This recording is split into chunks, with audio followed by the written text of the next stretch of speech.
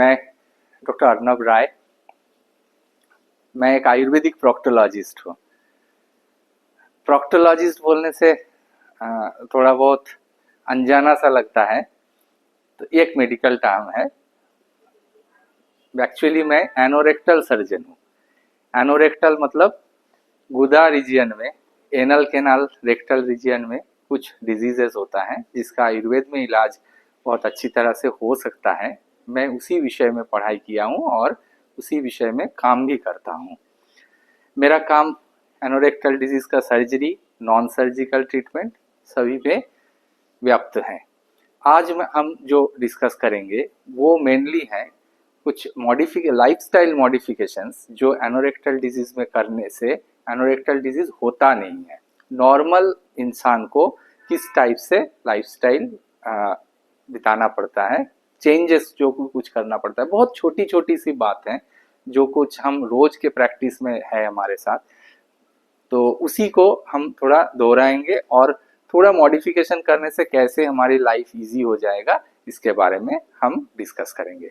Next slide देखिए। हम ये डिस्कस करने के पहले कुछ एनोरेक्टल डिजीजेस क्या क्या होते हैं इसके बारे में थोड़ा बहुत जानकारी ले लेते हैं। ये आज का टॉपिक नहीं है, आज का टॉपिक दूसरा ही है, मगर किस किस विषय में कौन कौन सी बीमारी के बारे में हम काम कर रहे हैं, किस किस विषय में कौन कौन बीमारी नहीं होना चाहिए ये इस टाइप के लाइफस्टाइल निभाने से, तो इसके बारे में ही मोस्टली हम डिस्कस करेंगे। देखिए, कॉमन एनल कंडीशंस जो होते हैं, पाइल्स, ये सबको हमको पता है।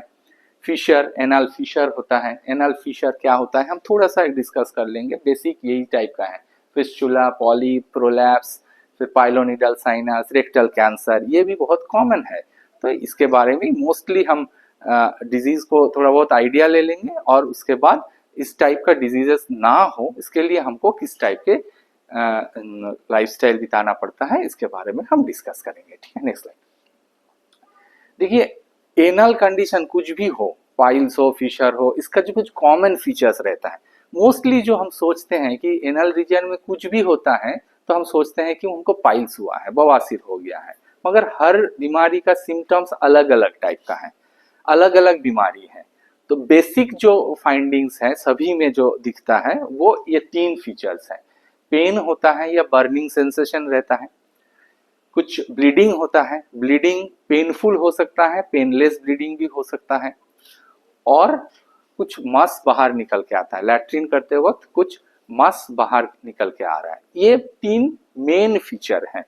इसमें से जो कॉमन फीचर है वो है ब्लीडिंग। ब्लीडिंग कुछ भी प्रकार की हो, एक बूंद खून भी लैट्रिन के रास्ते पे से आना अननेचुरल है, नहीं आना चाहिए। अगर आता है तो इसको ध्यानपूर्वक देख लेना चाहिए, डॉक्टर से एक बार कंसल्ट कर लेना चाहिए कि ये एक बूंद खून आना पाइल्स भी हो सकता है, ये बहुत छोटी बीमारी है, ये भी हो सकता है। ये कैंसर का अर्ली फीचर होता है। कभी कभी होता है कि कैंसर जो हो रहा है, अंदर बन रहा है, उसका कुछ अलग से सिम्टम्स नहीं आया, सिर्फ खून आना शुरू हुआ। तो एक सिंपल डॉक्टर के पास आप जाइएगा, डॉक्टर साहब एक जांच कर लेंगे, उसके कोई अलग से जांच भी नहीं होता, ओपीडी में ही कुछ एक डिजिटल रेक्टल एग्जामिनेशन बोलते हैं, इस टाइप का जांच हो जाता है। उसी से लगभग पता चल जाता है कि कुछ है, एबनॉर्मलिटी है कि नहीं। अगर कुछ है तो फर्दर इन्वेस्टिगेशन करके अर्ली डायग्नोसिस हो सकता है। तो इसलिए ये सिम्टम्स हमको ध्यान में रखना चाहिए कि ये इस टाइप का कुछ भी फीचर हो रहा है तो हमको तुरंत डॉक्टर के पास जाना चाहिए। नेक्स्ट स्लाइड प्लीज देखिए। पाइल्स इस टाइप का बीमारी है। पाइल्स में दो टाइप का हो सकता है, एक सूखी बवासीर और एक ब्लीडिंग पाइल्स जो गीला बवासीर बोलते हैं। एक अंदर रहता है, कुछ बाहर रहता है। मस से हर वक्त अंदर ही नहीं रहता, बाहर भी रहता है। बाहर की मस से जो होता है ये कभी कभी क्या होता है कि सूजन आ जाता है उसमें, तो ये हो जाता है बवासीर जो बाहरी हिस्सों में रहता है, एक्सटर्नल पाइल्स बोलते हैं। और कुछ बवासीर रहता है जो अंदर रहता है, जो बाहर से दिखता ही नहीं, उसमें से सिर्फ यही फीचर आता है कि ब्लीडिंग हो रहा है। अगर ब्लीडिंग हो रहा है, कुछ बाहर से नहीं दिखता है, वो भी बवासीर हो सकता है, but they are called internal hemorrhoids. तो इंटरनल जो हिमोरॉइड्स और अंदर का जो बवासीर है उसमें से सिम्टम ये है कि ब्लीडिंग, और बाहर का जो बवासीर रहता है जिसमें से कुछ सिम्टम नहीं रहता है, कभी कभी बाहर लैट्रिन के रास्ते के आसपास थोड़ा सा सूजन आता है, तो उस टाइप का फीचर्स रहता है। इसमें से कुछ खास ब्लीडिंग नहीं होता।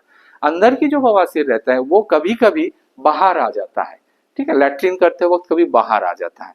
ऐसा बाहर जो आ जाता है वो कभी कभी खुद ही खुद अंदर चला जाता है, कभी खुद अंदर नहीं जाता है, उसको उंगली से दबाना पड़ता है, कभी वो उंगली से दबाने से भी नहीं जाता है, वो बाहर ही रह जाता है। इस टाइप के हिसाब से इसका ग्रेडेशन है। तो ये ग्रेडेशन हम कभी दूसरे सेशन में हम पढ़ेंगे। आज का सेशन हमारा वो नहीं है। हमारा ये सेशन आज का ये है कि ये बवासीर ना हो इसके लिए हमको कैसे जीना चाहिए। Next slide. ये एक फिशर होता है, एनल फिशर जो होता है ये मोस्टली एक होंठ फट जाता है, एड़िया फट जाती है ना, उस टाइप का बीमारी है।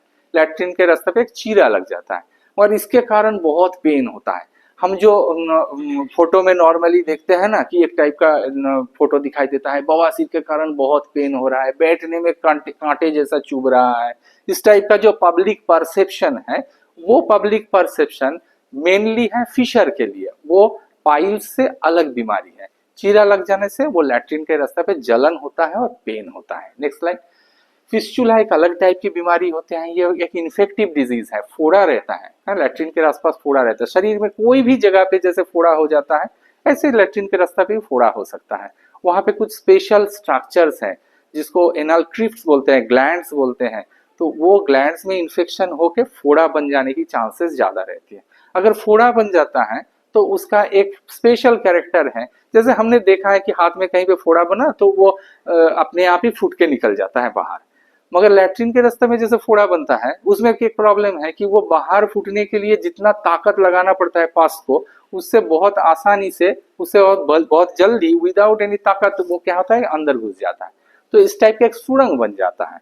उस सुरंग को बोलते हैं फिस्चुला। ये एक इन्फेक्टिव डिजीज है। Next slide. एक पाइलोनिडल साइनस बहुत मजेदार बीमारी है। ये कैसा है, बाल जब तक बाहर ऊपर है, सर पे है, शरीर के ऊपर है, तब तक ही आनंद है। जैसे ही बाल शरीर के अंदर घुस जाता है it acts like foreign body. वो शरीर के अंदर फॉरेन बॉडी जैसा रिएक्शन करता है, अंदर एक फूल जाता है, पस बनता है, फोड़ा बन जाता है, फिर फुट के निकलता है। इसको पाइलोनिडल साइनस बोलते हैं। कहीं पे भी शरीर के अंदर अगर बाल घुस जाता है, स्किन के नीचे घुस जाता है, तो इस टाइप का एक बीमारी होती है। ये किसको होते हैं, एक्जिला में होते हैं, नेटल क्लेफ्ट में होता है, जैसे जो रीढ़ की हड्डी जहाँ पे खत्म हो रही है, जहाँ पे दोनों बटक शुरू हो रहा है, उस जगह पे होता है। ये सब बीमारी बोलते हैं, इसको पाइलोनिडल साइनस बोलते हैं। बाल शरीर के अंदर घुस के एक बीमारी बना देते हैं। बहुत मजेदार बीमारी है। और जब हम ऑपरेशन करते हैं तो उसमें से एक बाल का गुच्छा, आप देख सकते हैं, ये मेरा ऑपरेशन किया हुआ है, फर्स्ट फोटो जो है उसमें एक बाल का गुच्छा निकला है, इसको we call it tuft of hair. ये निकलता है और वो निकाल देने से कभी कभी वो ठीक हो जाता है, कभी कभी उसको और दूसरा ट्रीटमेंट भी करना पड़ता है। Next slide.